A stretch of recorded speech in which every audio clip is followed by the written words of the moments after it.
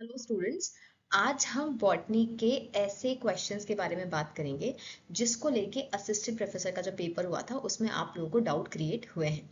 So welcome to उपलब्धि classes. क्योंकि अभी चैलेंज लिंक ओपन है तो आप इन क्वेश्चंस को ध्यान से देखिए ताकि आप इसके अगेंस्ट डाउट या चैलेंज लगा सके। सो वेरी फर्स्ट क्वेश्चन जो एमपीपीएससी में आया था बॉटनी के पेपर में असिस्टेंट प्रोफेसर के, वो था आपका which of the following pteridophyte is not correctly paired with its economic importance. तो पहला था आपका अजोला बायो फर्टिलाइजर, ये बिल्कुल सही ऑप्शन है। ठीक है, क्योंकि अजोला जो होता है वो मोस्ट कॉमनली बायो फर्टिलाइजर की तरह यूज होता है राइस या पैडी फील्ड में। एंड देन एंजियोप्टेरिस, ये फूड की तरह यूज होता है। It can be a doubtful point because जो एंजियोप्टेरिस होता है ना, इससे स्टार्ची, इसका जो राइजोम होता है वो स्टार्ची होता है एंड वहां से स्टार्च यूज करके इसको यूज किया जाता है। तो हाँ, हम इसको भी बोल सकते हैं it is consumed as a food. Then lygodium, lygodium definitely, lygodium microphyllum वो फर्न है जिसको हम एज अ फूड यूज करते हैं। ठीक है।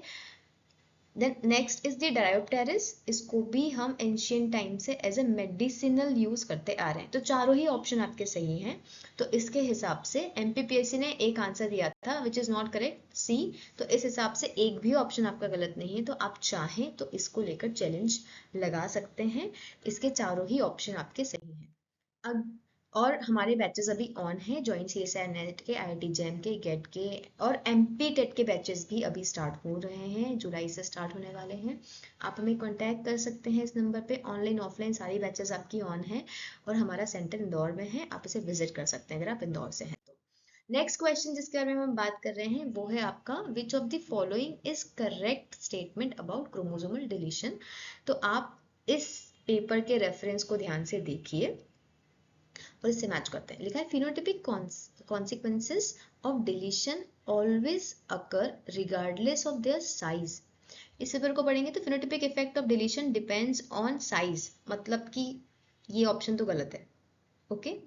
और यही ऑप्शन को एमपीपीएससी ने राइट बोला था। इस हिसाब से तो आपका जो चैलेंज लगा वो ये था कि ये तो गलत है। तो फिर सही क्या है? क्राइडो चैट की बात करोगे तो क्राइडो चैट जो होता है वो लॉन्ग आर्म पे नहीं, वो शॉर्ट आर्म पे डिलीशन होता है। ठीक है, क्रोमोसोम की शॉर्ट आर्म पे डिलीशन होता है। इसलिए ये स्टेटमेंट भी आपका गलत है, ये स्टेटमेंट भी सही नहीं है।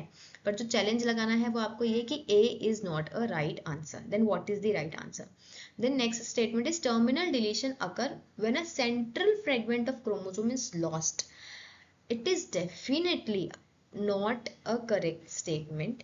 कैसे ऐसा होगा कि टर्मिनल डिलीशन है और सेंट्रल फ्रेगमेंट लॉस्ट होगा तो टर्मिनल डिलीशन हो जाएगा? तो ये भी आपका गलत है। ठीक है, ये सारे यहाँ से मैच कर रहे हैं आपके, है ना। इसमें लिखा है that's the centromere result from an acentric chromosome most likely to be lost during the cell division and then deletion and so on. ठीक है, देन यहाँ पे लिखा है आपका deletion involving large segment of chromosome tend to have a less harmful effect. यहीं पे statement लिखा है the large deletion, the more genes are involved and more drastic changes would occur। तो डेफिनेटली आपके चारों ही ऑप्शन इसके अंदर गलत है। तो एक भी करेक्ट ऑप्शन इसके अंदर नहीं है। एंड हेंस ये वाला क्वेश्चन भी आप चैलेंज कर सकते हैं। ये इसके रेफरेंसेस ऑलरेडी यहाँ पे मैंने मेंशन किए हुए हैं, आप इसको चेक कर सकते हो, आप इसको यूज कर सकते हो, आप डाउनलोड कर सकते हो ऑनलाइन इसका कॉपी पेस्ट करके एंड देन आप इसको चैलेंज कर सकते हो। सो इन शॉर्ट ये जो दो क्वेश्चंस हम मैंने बताए अभी आपको, इन दोनों का ही आप चैलेंज लगा सकते हो जिसमें चारों ही ऑप्शन सुटेबल नहीं है कोई राइट ऑप्शन टिक करने के लिए।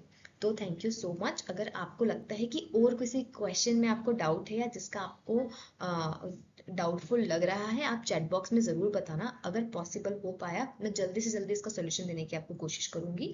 And challenge link I guess कल तक ही ओपन है, सो फास्टली जाइए इसे आप फिल करिए। Thank you so much.